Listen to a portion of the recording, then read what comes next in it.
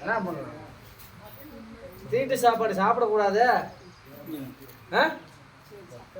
இனிமேட்டு தீட்டு சாப்பாடு சாப்பிடக்கூடாது, தெரியுதா?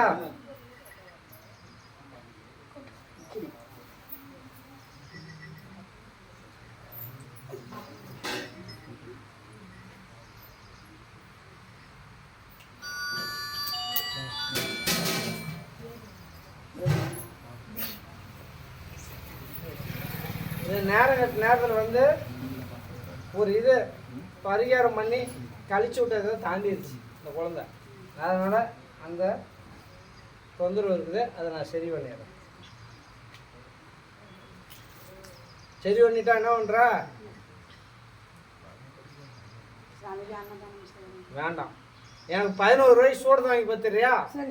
நீ எனக்கு ஆஸ்பத்திரிக்கு போனாலும் இன்னைக்கு 2000 3000 4000 ஆகும், இருந்தாலும் அது சரியா